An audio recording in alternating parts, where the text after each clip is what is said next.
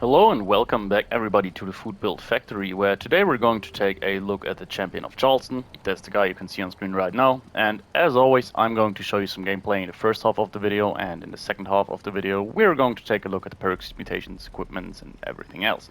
So let's get right into it. Without further ado, what I wanted to take a look at this time around is a hybrid build, something I haven't done for a while.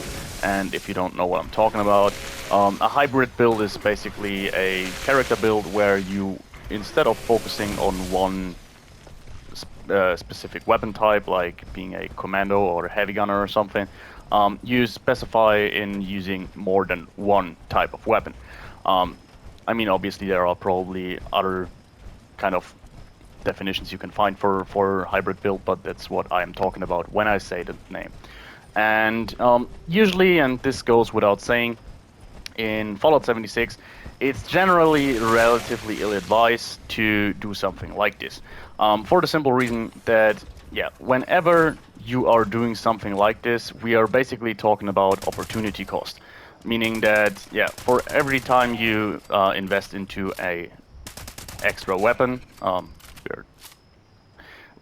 the way, this was a bit of a stupid timing for changing into out of power armor. I will explain it during the video, but we should be back in caution in no time. And yeah, it's generally ill-advised for the simple reason that you're always using up perk points that you could spend otherwise to improve your main weapon. But on this occasion, what I wanted to do is basically use a hybrid build in order to fulfill two completely different play styles in one character, where you can switch between a stealth commando or a run and gun melee character on the fly without having to change a lot of gear or something, like putting on a full new set of armor or switching some perk points around. Now, obviously, with perk loadouts being a thing in this game, there usually shouldn't be a problem. If you want to do something like this, you can just have one perk loadout for your automatic melee build and one perk out for your stealth commando. And if you play for like 2 or 3 hours and feel like switching up things, just fast travel to some kind of train station or something and switch your build accordingly. However, I personally don't really like something like this, so I wanted to do it in a more fluid manner for that. Yeah, I think that's a good description. And yeah, so I decided to go with this kind of approach here. And this is something I wanted to do for quite a while, and it's basically just possible because of the way that power armor works within Fallout 76, which is that it is just a suit you are carrying around which weighs 10 pounds if you're not using it, and yeah, that's basically everything. So within a single click of a button you can change your complete power armor, and it's not like with standard armor where you just go and have to equip 5 different pieces of armor every time, which is a little bit of a nuisance. Not that this would make things impossible or something, but yeah.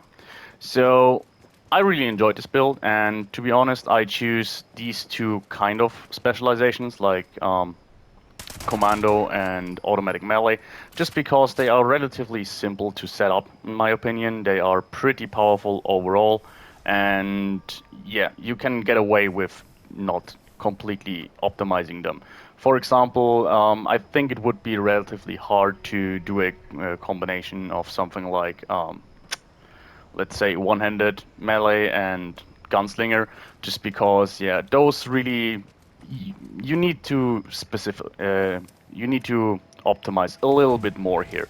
For example, when you want to do a gunslinger, you probably also want to invest a lot into VATS, most likely, whereas that is a complete investment that probably won't give you all that much of returns when it comes to your other part of the build, which is which would be on one-handed melee. So yeah, on this occasion here, Stealth Commando is something I usually like to use with VATS in tandem, just because it makes it even better, but it's good enough so you can not use VATS here. So we can basically use luck, for example, as a dumpster. So yeah, that's how everything turned out for me, and I really liked it. Now, the reason I came up with this build now is basically the challenges we do have with the red upper. For all intents and purposes, what you could do is just carry one red upper with you. It's good enough so that you should never have a problem killing those 10 enemies you need to kill, even without any build. Like, you can basically just equip the red upper on any single build and be fine, in my opinion. Now this will be a little unaffected, by the way. I just want to get the Scorch Beast to land. But yeah, I wanted to have a build ready for if I want to do the challenge every day, but also didn't want to switch my build completely every now and then, and also didn't want to spend the whole time just playing as an automatic melee build, as fun as it is. So yeah, let's just hope, by the way, that this guy decides to land somehow. We do have Tormentor on, which isn't the best perk for crippling, but still, maybe we get lucky and can cripple one of its wings or something and make it land. And, well, maybe we can get lucky here. Alright, looks like it. And just wail at its head. Okay, it's regenerating. I hope it doesn't take off. It did take off. So yeah, as always, the Scorch Beast fights, I do like to include them in my videos, but they take a little while just because of the behavior of the enemy. It's a little bit random at times if they decide to land or something. Okay, where is he? This should be enough to finish him off. By the way, I'm using the red upper in first person, which from all I know gives it better results than if I were to use it in a third person. We can certainly do that here to show it off. So as far as I am aware, third person is how it is supposed to perform, and first person is basically overperforming. But anyways, so I think I'm gonna stay in power armor and use the red upper for a bit longer, maybe until the robots are done, and then yeah, we'll see. So yeah, this is why I chose to do the build, and I really like it. There's really something to the fact that you can just switch builds on the fly, basically, and the opportunity cost wasn't too crazy in here. For example, if you want to do a automatic melee build, there's a good chance that you want to have quite a bit of agility. Alright, this is a little bit of a slaughter here, but sorry guys. There's a good chance you want to have a little bit of agility just because attacking with an automatic melee build takes AP, and also you want to have a lot of agility on this build for using stealth. And yeah, it really goes well together. The only thing that doesn't mix up all that well is that you need full strength for a automatic melee build, or you want that at least. You can get away with less, and you want to have quite a lot of perception for your automatic melee weapons, which doesn't do you a whole lot of favor when it comes to your automatic melee build. But overall, yeah, with the addition of legendary perks, there wasn't more than enough perk points for us to use here, and it was a lot of fun. The one build is basically pretty tanky, the other one is an absolute glass cannon, but has a lot of DPS to it too. So yeah, worked out all pretty great. Now, another benefit of this build is that, yeah, we could use endurance as a dump stat, even though we wanted to be relatively tanky with this here build setup that we have, just because, yeah, first of all, power armor offers a ton of survivability just from the get-go. In addition to that, we are using the Hellcat power armor here, which also gives you, overall, I think it's 10% reduction in ballistic armor. And yeah, we have a vampire's weapon, which exceedingly performs when it comes to automatic melee weapons, so this in and of itself is probably enough to keep you alive for basically eternity. And yeah, I think the red upper paint really suits the skin on the power armor here, which is a responders-themed character. Overall it is. You saw it in the thumbnail. Now, when I get out of power armor, you probably won't see all that much from my character, just when I'm moving, because, yeah, the stealth commando I'm playing here is a Berserker's character. So we don't have to carry any armor other than our power armor here, because the moment we are switching out, we are using stealth and therefore don't really need armor. We are using a Berserker's fixer, faster fire rate, faster reload, basically, for good damage output here. the Berserker's build in and of itself, especially if you want to do it with stealth, is something I always liked a lot. Like, it's basically a perfect glass cannon in my opinion. Really, you do have to invest quite a lot, or so, well, investing is the wrong word here. You do have to give up quite a lot in terms of survivability and everything. So you actually are a real glass cannon, but the returns are pretty good. It's nothing compared to Bloodied, for example. So there's always, yeah, Bloodied would always be the better choice, most likely. But Berserkers can be really good. In addition to using a fixer, which also gives you a little bit of a stealth bonus, and we do have very high agility, like not Bloodied, low health, very high agility, but I think we are somewhere at like 27 agility or something with legendary perks and everything. So yeah, that's pretty great. We don't really have any trouble staying hidden most of the time. And the good thing here is if we really struggle with our stealth build, we have the option to just go for a tank for a moment, which has also great DPS and everything, so we don't miss out.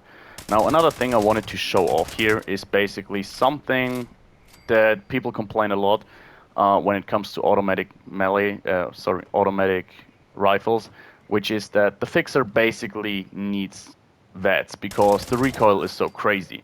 However, while I agree that it definitely suits VATS more, there's definitely ways to just get away with it. And the way I'm doing it is, the obvious choice is to just equip stabilized stuff, like stabilized stock, stabilized barrel and everything. But yeah, even with a stabilized stock and a stabilized long barrel, the recoil on the weapon is pretty hard. I didn't really enjoy it. However, what I did is I equipped the short stabilized barrel, which really improves the stability of the weapon a whole lot. And obviously you're suffering a lot when it comes to range in this situation, but I think even 80 range or something that we have at the moment is definitely enough for what I'm using it. I'm using it at, yeah, short to mid ranges, and I rarely feel like I have to have more. This is not a sniper build or anything, so this little bit of range really is enough for our means. Now, for a little while, I was running this with a .38 receiver, just because, yeah, stealth commando is good enough, so you can get away with it. But I decided to, yeah, go with the prime receiver on this occasion, just to have a little bit more damage output. I felt like, yeah, a hybrid build wouldn't be the right place to showcase a .38 receiver here. But yeah, everything together, I think the build speaks for itself. We are completely capable of clearing out pretty much every situation as a stealth commando, but also, yeah, when we're wanting to switch to a tank using melee, we are completely free to do so. There's nothing against it. That's basically it. Now, the only thing I was dead set on here was that I wanted to do the Scorch Beast fight with the melee component of the build, for the simple reason that while it was easy enough staying hidden during the Scorch Beast fight when I was testing the build, the Scorch Beast attacks, you know, just the breath attacks, they can really devastate our flimsy glass cannon build, and yeah, they just shoot random at you, or shout rather, but it's enough to actually detect you. Now here we have a little bit of a downside to the build. We have relatively relatively low AP refresh, but yeah, the AP cost for attacks is so little, I really don't have a problem. The moment I'm back to like 10% AP or something, we can start attacking enemies and have no problem whatsoever. Now another nice thing, I will showcase that later when I show the power armor we are using. I basically went for a set that has all +1 strength. The rest was relatively uninteresting to me. I decided to go with some various Slayer pieces. Unfortunately, I did not get like Mutant Slayers and Troubleshooters, which is usually my go-to approach, but rather I had like Hunters and stuff. But yeah, the main thing was I wanted to have +1 strength on every single bit, And in addition to that, we do have the, I think it's called motion assist servos on our chest piece for another 2 extra strength. So overall, the moment we step into power armor, we do have 7 extra strength.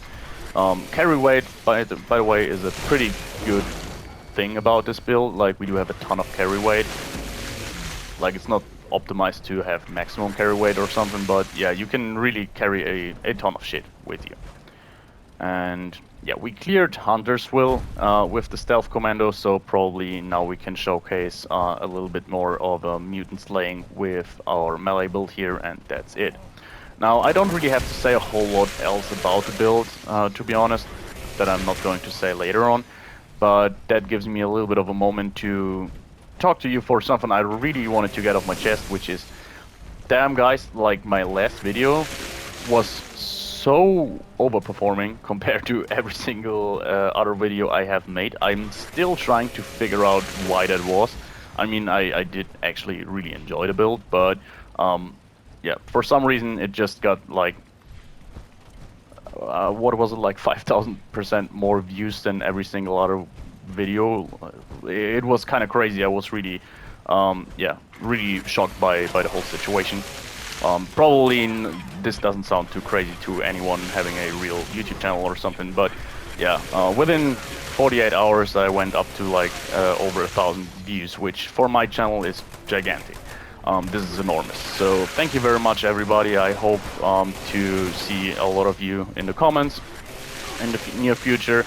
And yeah, if you have any idea why you decided to look at the last video and not any of the ones before, just leave me a comment, tell me. I would be really glad to hear about that.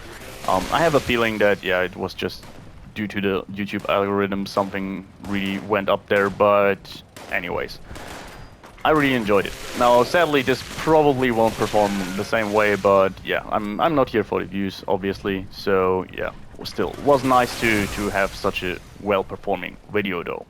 And yeah, by the way, I also turned down the master volume back again to like 50%. This was something you guys complained in the comments lately. I have done so in the past, but at a certain point it must have switched up, probably like after an update or something. So I really hope it's better now. And yeah, I really hope you enjoyed the video so far, guys, and now we're going to take a look at the perks, mutations, and everything else. So this was the gameplay part. I think it's kind of spoke for itself. It was actually, yeah, I really like to play with this build. It really gives you a lot of options, and I, really enjoy it. I also dig the aesthetic. This dark and red combination really, really works in my opinion. And yeah, starting off with our mutations. We do have adrenal reaction. This is just a kind of hit or miss thing. We're not really using it on this build just because, when we're tanking, we are most of the time at full health due to the vampires effect. And on our stealth commando, we try to avoid hits, whatever. So we're not really taking advantage of the adrenal reaction mutation here. However, the downside to it is so little that I decided to not completely remove every single one of my mutations, just to just to not have it in the build, basically. As for bird bones, though, this is kind of important. I mean, the downside to strength is obviously a downside to our damage output when it comes to the auto X. However, we have some negative to strength that we're just living with. Then we have chameleon. Now, this I wanted to use just because when you do a stealth commando as a berserker, there's basically no reason not to use chameleon. However, it's one of those really underperforming mutations in my opinion. Now, it has no downside to it whatsoever, but it basically just works if you're standing still, not shooting, and have no armor on. That's the gist of it. So it's really not all that useful, but it's there. Now, Eagle Eyes is another one of those that I have just left over for no particular reason, as same as Egghead. So Egghead, Eagle Eyes, and Adrenal Reaction, you can just leave those out of the build. It would just be a benefit. We don't need extra perception or crit damage. The extra intelligence is nice to have. We're not the most intelligent character on this occasion. So it's a little bit extra XP. And ultimately, the downsides to strength and endurance didn't do too much to us, so I decided to leave them in and not rework my whole mutations. Another two important ones are Marsupial and Speed Demon. With Speed Demon, as you probably noticed, we have a really fast reload time when it comes to our fixer. I basically did everything you can in order to increase the reload time, or reduce the reload time, basically. So we have faster reload effect on the weapon. We have ground pounder on for reducing the reload, increasing the reload speed, and we do have Speed Demon. Other than that, Marsupial and Speed Demon are always a nice decision just because you can move around more freely, which I always liked. And lastly, we do have Twisted Muscles. Now, this was a kind of obvious choice because our melee weapon does get extra damage from it, and we have a chance to cripple, which seems extremely potent on an automatic melee weapon for obvious reasons. The downside is gun accuracy. However, due to the fact that we are using our weapon at close to mid ranges anyways, that really didn't hurt too much here. And basically, the little sway we have left, or the little recoil we have left with our stabilized short barrel, is basically enough so that minus 12% gun accuracy doesn't fall into account also. Like, we're trying to hit center mass on the enemies anyways, so yeah. I ultimately found that Twisted Muscles was a good decision here and didn't hold me back too much. One of the this, by the way, is one of the compromises you have to make when you're talking about a hybrid build, and that's basically the reason I said in the beginning that if you really want to min-max your character, hybrid builds are always kind of a bad decision. Then we go over to our equipment. Here is our red upper. We do have vampires, power, attack damage, and reduced weight. Pretty much every single one of these effects is useful for our particular character here, vampires, just because that gives us leeway to not invest too much into survivability, which is always nice when you do a hybrid build. So yeah, this effect alone makes it so we can face tank most enemies. Power attack damage, this is just a straight up extra damage in pretty much every situation, because the moment you're attacking with an automatic melee weapon, it counts as a power attack, and therefore you get extra damage, which is huge. So yeah, vampires 40% power attack damage is great here. And lastly, we do have reduced weight. Now, I could have basically tried to get one that breaks slower, which would have been a nice decision here, just because we don't have enough points in intelligence to put in Makeshift Warrior as well as Gunsmith. But ultimately, yeah, reduced weight was also nice. I would have preferred breaking slower though, so keep that in mind. However, yeah, the condition was also not too much of a trouble, especially since you can switch between builds anytime. So yeah, that's basically it. Now, I do have the electrified modification on it. I'm still trying to figure out if poison modification works similar to like the Alien Blaster or something, whereas you can boost the poison damage with Demo Expert. I'm having a feeling that it doesn't help, and probably shouldn't, because it's a projectile thing and not just a damage thing. But yeah, I decided to go for electrified anyway. Now, common knowledge, I would say, is that yeah, electrified is basically your best option when it comes to modifications for the Auto X. However, don't quote me on that. It's just what I read, and I haven't looked into it too much. And ultimately, I think the differences aren't too crazy. Now, you can go for flaming and heal others, but especially on this character, just from the visuals, electrified would have worked best anyways, in my opinion. And yeah, that's everything about the red upper. Looking at the fixer, it's kind of weird, by the way, to have two weapons that are just named and you don't see any legendary effects here. It's kind of cool for once. So yeah, our fixer, Berserkers, faster fire rate, faster reload. So in my opinion, really a god roll. I hate the name god roll, by the way, but sometimes it's just fitting. If you want to run a Berserkers character, which kind of disqualifies for you from saying god roll probably, but anyways, faster fire rate, faster reload, definitely beneficial on this weapon here. As I said, faster reload combined with quick magazine, ground pounder, and Speed Demon is definitely overkill, but still, I wanted to just have this thing at peak performance outside of that. Now, instead of faster fire rate, you could have gone for 25 damage while aiming, but yeah, neither here nor there. I think fire rate definitely improves your DPS more, and yeah, I went for the prime receiver, and as for the other modifications, stabilized short barrel and stabilized stock. I mean, you can try it out for yourself if you want to go with the stabilized long barrel and you can control the recoil reliably, then definitely go for it. But yeah, stabilized short barrel was it for me. Really made it way more easy to handle the weapon. Stabilized stock as well. A quick magazine, probably you should go for stinging or something like that in order to give you more armor penetration. But yeah, I really wanted to went all in, or really wanted to go all in when it comes to our reload speed. And as for the sights, I went with glow sight rings. The reflex sight probably would have been a better decision here. I just like the glow sight ring for some reason. And pretty obviously, I went with a suppressor here. Now, our skin is Judgment of Set Paint. This is just pretty nice, works relatively well with the weapon overall. I would prefer if the gold was more darker, but yeah, neither here nor there. I think it worked well. And yeah, that's pretty much it when it comes to our weapons. And for our power armor, yeah, motion assist servos on the chest piece, assassin strength, that's just a helmet, nothing there. As for one of the arms, exterminator strength with optimized bracers, then we do have ghoul slayer strength on the legs with calibrated shocks, and yeah, hunter's strength and yet again hunter's strength for the other two limbs. So yeah, we went with calibrated shocks for extra carry weight on our legs, and we went with optimized bracers on our arms to reduce the AP cost for our weapon attacks. That's pretty much it. Nothing too crazy here. Overall, extra 7 strength, so that brings us up to like 28 strength or something the moment we step into power armor, which is nice for a melee build.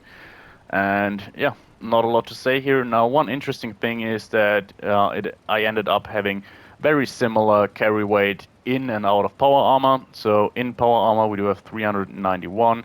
Outside of power armor we are at 376, pretty sure. So yeah, that's also nice convenience. And when it comes to our character outside of power armor, I'm not going to step outside of power armor to show you, just because we wouldn't be seen anyways due to the chameleon effect. Yeah, I have the Union backpack here. I thought it worked rather well. And yeah, Responder's padded jacket, Wasteland bandit mask, and the Wasteland Wanderer headwear with cap. Now this combined with the Wasteland bandit mask works really well in my opinion, but that's just your personal choice. There's a lot of glasses that work with the Wasteland Wanderer headgear. You can experiment a little bit with that. I find that the Mothman Hunter goggles are pretty cool with it, but yeah, each to its own, I would say, and you will see it in the thumbnail. And that leaves us with our perks here, starting off with Strength, which is maxed out at 15. So the only real compromise I made here was Traveling Pharmacy, because yeah, the moment we step into power armor, we can't use the Chemist Backpack mod, and while we could just run around with relatively little aid items, especially on this character, I mean on the one playstyle you don't get a lot of damage due to not being seen, and on the other one you can heal with Vampire. I do tend to carry a ton of chems anyways, and especially on this occasion, I for once don't have Ward Red, so you probably need a little red away here or there. So yeah, there must be a little wiggle room for convenience perks like this. But other than that, I have rank 2 of each of the slugger perks. Pretty straightforward here, Incisor and Martial Artist. Now, Martial Artist increasing your swing speed with the weapon. This is basically what I was talking about earlier. As far as I understand it, the moment you are in first person with two-handed automatic melee weapons, in first person they basically have maximum swing speed all of the time. As far as I know, it's due to the frame rate or something like that. And outside of first person, so third person basically, you get the swing speed that you are supposed to have here, meaning that Martial Artist and extra swing speed as a legendary effect would affect your weapon if you are in a third person, but in first person they are basically overkill just because you are already spinning your weapon at max speed. As yet again, don't quote me on that, that's how I understand it, but yeah, I haven't dug too deep into the whole topic here. Then we go over to Perception, yet again, maxed out all of the Commando perks, Tank Killer and Ground Pounder. Now this is a really straightforward combination here. If you want to go for a Commando build, there's not a whole lot you could do otherwise. Now there are certain situations, basically if you use VATS, you want to go for a combination of Ground Pounder, concentrated fire and expert commando or something. So my go-to approach usually is to use 2 points of one of the commando perks, 1 point of concentrated fire, and use the rest like it is. Some people combine 2 ranks of ground pounder and 1 rank of concentrated fire, but anyways, doesn't really matter here. Extra armor penetration, extra reload speed and hip fire accuracy, as well as extra damage from the commando perks. Then we go over to our first stomp stat here, which is endurance. I wanted to have it low. I wanted to have fireproof just because, yeah, we don't have a dense chest piece on this occasion and we are in power armor. So, yeah, fireproof struck me as a good decision here, and it's not a whole lot of investment. It's just 3 perk points. So, yeah, we could get away with that. But other than that, we don't need a whole lot. As I said, if we are outside of power armor, we are in stealth anyway, so we can avoid hits very easily. And when we are going for the tank approach, yeah, our weapon carries us. The vampire's effect on our auto X is really performing very well. You will see in a moment we do have ricochet as well, so even incoming ranged attacks can heal us at certain points. So yeah, fireproof, and that's it. As for charisma, tenderizer, that's it. No point discussing a whole lot here. Yeah, tenderizer is just a good perk, and nothing else struck me as particularly useful in this occasion. Then we do have intelligence at 5. Yeah, we're using it for gunsmith. That's it, basically. So our fixer runs a whole lot, a little bit longer, and that's basically it. You don't need batteries included on this occasion, as yeah, we're not running through thousands of or hundreds of fusion cores, so it's typically enough to carry like 2 or 3 with them, especially since they recharge due to one of our legendary effects every now and then. And yeah, you can go whatever you like here. I choose gunsmith because I found that my fixer was breaking relatively fast, and as I said, having a vampire's power attack breaking slower auto X would basically be perfect. Then we do have agility. This is another one that's maxed out here. We do have action boy, covert operative, sneak, escape artist, and adrenaline. Now adrenaline is always a good choice then when you do a stealth build. Escape artist, sneak, and covert operative. For me, I basically always use them. A lot of people, if they have high agility, and especially if they have chameleon gear or something, or unyielding gear, they don't use sneak, maybe just 1 rank or something. But yeah, for me, especially since we are on a berserker's character and don't get any benefit from legendary armor or muffled pieces or shadowed pieces, yeah, sneak was definitely a good choice here. And last but not least, action boy. Now we are in a situation where we don't terribly need it. There's nothing really in the build that we use AP refresh for other than when we run out of action points in a melee fight. So at least a little bit of action points refresh was nice to have here. And that left us with 11 luck. I went for Tormentor, Ricochet, Claw Streak, and Starch Genes. Now Starch Genes and Claw Streak, this is pretty obvious. We have a certain amount of mutations that we keep and don't get any new ones. And Claw Streak, yeah, a lot of our mutations contradict each other's playstyle, so reducing strength, for example, or reducing weapon accuracy. So Claw Streak on this occasion is definitely a must-have. Usually I am one who freely lives with the downsides of his mutations, but on this occasion Claw Streak definitely was important. Now Ricochet, I haven't really found it necessary on this occasion. It gives you a little bit more survivability, but it always feels wrong not to use it when you're using a vampire's weapon, just because, yeah, the moment Ricochet procs, it can heal you, or it does heal you due to the vampire's effect being carried over. So yeah, it was kind of a no-brainer for me. And lastly, Tormentor. For a while I went with Bloody Mess here, just to give me overall a little bit more damage, but I decided to go with Tormentor. Now, it's one of those crippling perks in the game that really underperforms in my opinion, but on the other side, yeah, if you're fighting heavier targets, behemoths, Scorch Beast Queen, Earl, you name it, it can be useful. So that's why it's here, especially since it staggers enemies a little bit. And I found it useful sometimes when I got detected and enemies were charging at me. Yeah, they were staggered a little bit, and that's basically it. That leaves us with our legendary perks, and as always, there are a bunch of boring ones here, 4 to be exact. Legendary Perception, Strength, Luck, and Agility maxed out. So yeah, you can see already we have very much investment into legendary perks here with only one not being maxed out. These just give me extra room for perk points, and yeah, strength and agility are already maxed out at 15 base, so every benefit we get from strength and agility goes into buffing them further than 15, so we get more melee attack damage and carry weight and more stealth agility due to agility, basically. And yeah, other than that, for our tank part of the build, we do have electric absorption. In power armor, you will be healed sometimes by energy attacks, and also your fusion core will be recharged if that happens.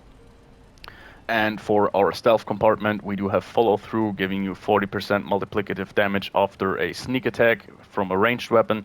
So yeah, that was basically it. And yeah, I hope you enjoyed the build, guys.